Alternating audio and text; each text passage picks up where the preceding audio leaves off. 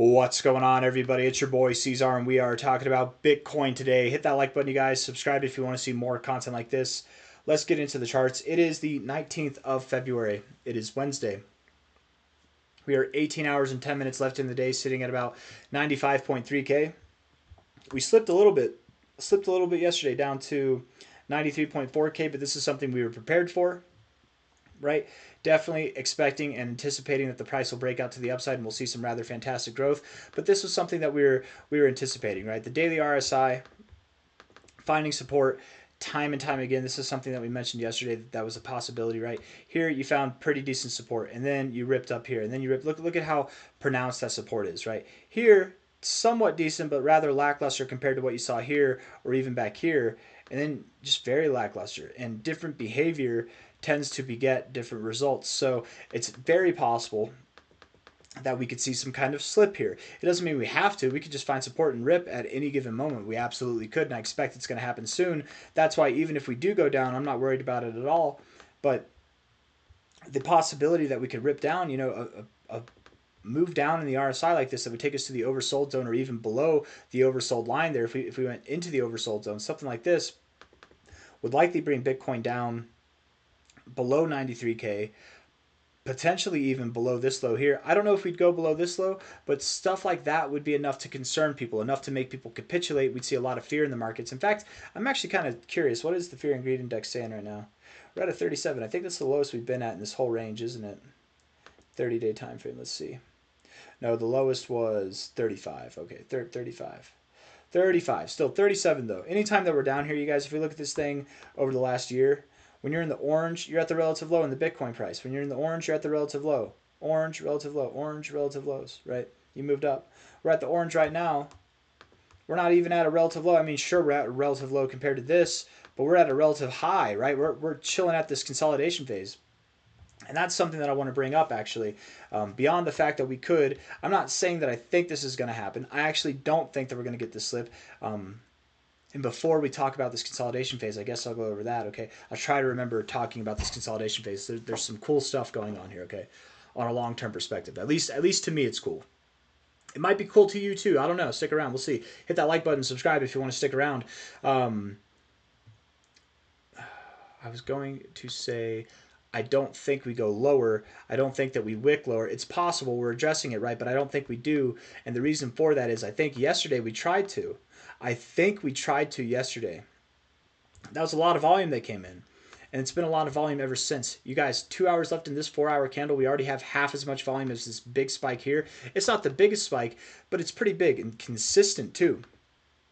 Coming off of this low. You guys, not just at the low, but ever since the low, we've been finding a lot of volume coming in here, right? And we're not going lower. When you find a lot of volume at the lows, like if we were at the height of this range here, and we were finding a lot of volume but not going anywhere, which, hey, we did last time. We did that exact thing. We found a lot of volume at the height of this range and we didn't go anywhere.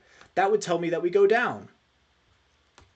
Now we're doing the opposite, but we're at the bottom of the range.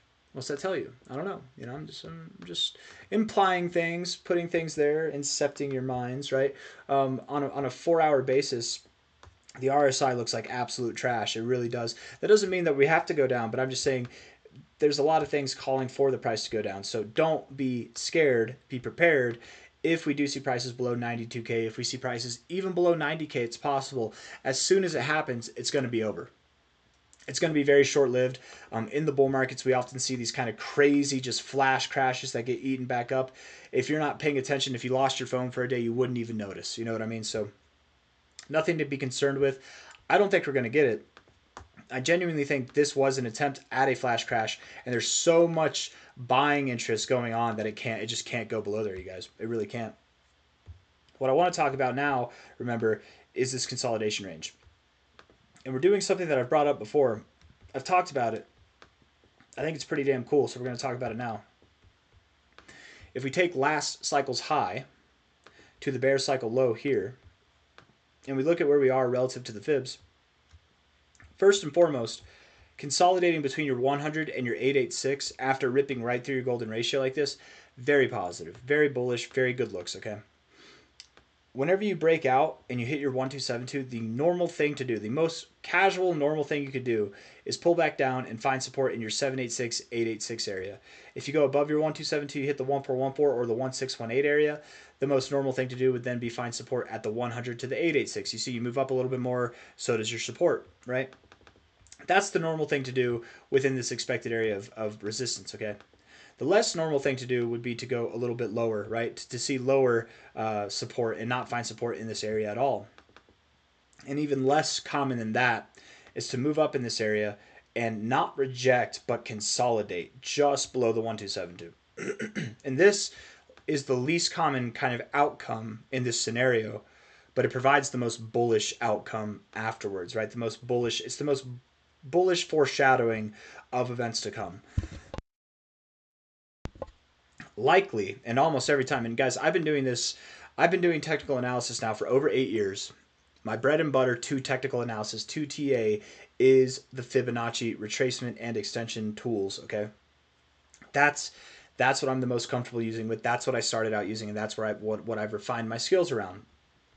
In my time, and I don't have a calculator, I don't have a logbook of every instance that I've seen of this. I used to keep a logbook, but I stopped doing it.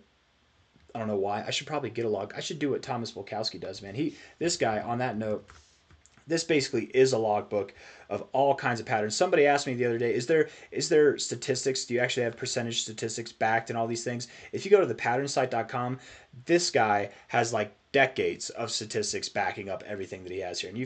And we just go to chart patterns. You got to click through the ads. But you've got a glossary of all kinds of patterns, right? Like we just scroll down, man. It's crazy, right? How many of you have heard of wolf wave, bullish, or V pivot? I guess we all know what V pivots are. Unknown wave, no, not unknown wave. I know what that some of these are pretty similar, but there's a lot. Cat's ears, there's some things that you've never heard. There's a lot of patterns, and this is all statistically based. I'm getting distracted because I was running with this thought that what are the statistics that we run up from here to the golden ratio, to the 1618 at $173.8 thousand. And the reason why I got caught up on that was I don't have a logbook, and then I pointed out a guy that has a logbook. His logbook will not tell you what I'm about to tell you, right? Because his are more based on patterns. It's the patternsite.com, not based on the fibs. But in my 8 years of experience doing this, if I had to give this a percentage, I would say we have an 80% chance or more of going to the golden ratio or higher by the end of this move. When we break out of this zone, you guys, golden ratio or higher by the end of this next move, which I think will take place. We're going to start it off by the end of this month of February. I think we'll start it off. We'll finish it at the end of March, if not the beginning of April.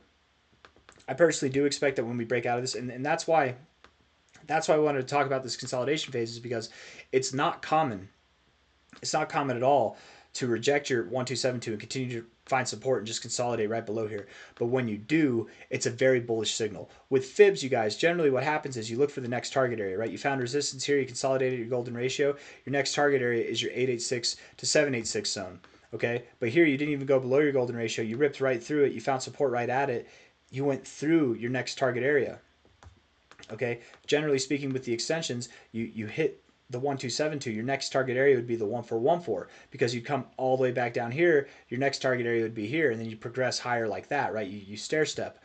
But whenever you don't pull down that low, to me, even though yes, this is your next theoretical target at the 1414, I would say, and just in my experience, again, oftentimes you do rip right on up to that one. And when I say rip, I mean it in every sense of the word, you guys. It's a straight rip, just like this, man. Bitcoin was just out for a rip back here. Just out for a rip, are you, bud? Again, it's going to go all the way up, I think, to 173K by the end of March.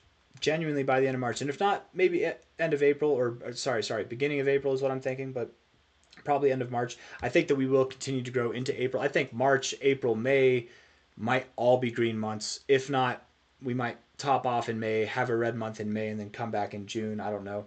But June could be a red month. I suspect that by now, between now and the end of the cycle, we do have 2 more red months to go. Unless this month of February closes red. If this month closes red, then we only have 1 more red month to go, which would imply then that we have a lot of green months to go, you guys. And likely multiple green months in a row, several green months in a row. And I think we're going to start a trend of at least 2 or 3 green months in a row after this month closes. And certainly if we close at new all-time highs, certainly we'll get multiple months closing green in a row, because I would expect March to close green. But even if we close this month red, I would think March and April are also going to be green as well. So we're going to work our way up to about 173K over the coming weeks. That's my expectation. If we look at the weekly RSI, we're in very positive readings in the RSI. Anytime that you're finding support at the 60 area, that's a good thing. So we want this week to close green. We want to start progressing higher. This week, of course, has, if I can click, has 4 days and 18 hours left. We're only down 0.9%. I think Bitcoin can definitely come up in the next 4 days and 18 hours to close green. Let's see if it does. 4-hour time frame, 1-hour time frame. Let's do that. 1-hour RSI. It doesn't look the best, but what you're doing right now looks a little bit more bullish than what you've done any other time. So continue with that. Continue growing. I think you will. 59 minutes, 26 seconds left. That was a lot of volume, man.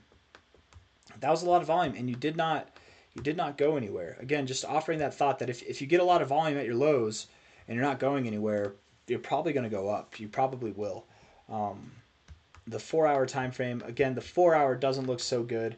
It does suggest that you go lower, but to change that, all you'd have to do is close this 4-hour period green, get above the 50, get above the 60. If you can get above the 60 either today or tomorrow, that would very much suggest that not only is that your low, that was your most recent low, but that you're ready to break out of this range that you've been held down by for weeks now. Something above 98K would be on its way if we can get above the 60 on the 4-hour RSI. This RSI, by the way, is set to a 10 read. If anybody wants to do that, you just, you go to your settings on the RSI, you click inputs, 10, most of them come out at a 14. So it's a little bit of a different look.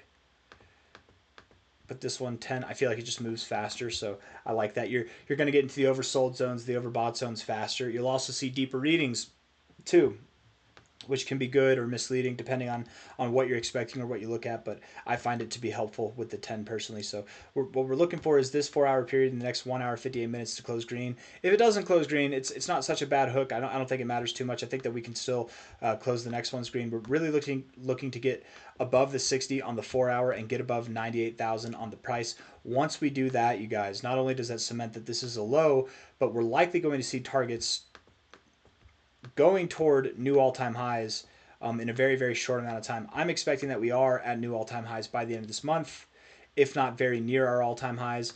The price area that I'm calling for by the end of the month is something around $114,000 to $130,000. I know that might sound crazy because we're at $95,000 right now, but you guys, the crypto fear and greed index being at this low, I very much expect that we're going to see a bounce soon.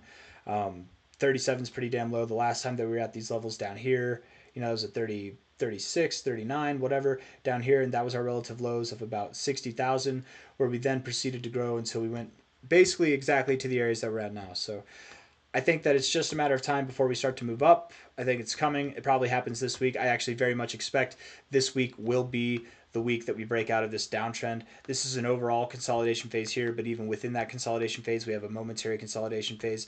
This week will be the week that we break out to the upside. That's my expectation. I got nothing else for you. If you like the video, hit the like button, subscribe. I'll see you on the next one. Take it easy. Bye.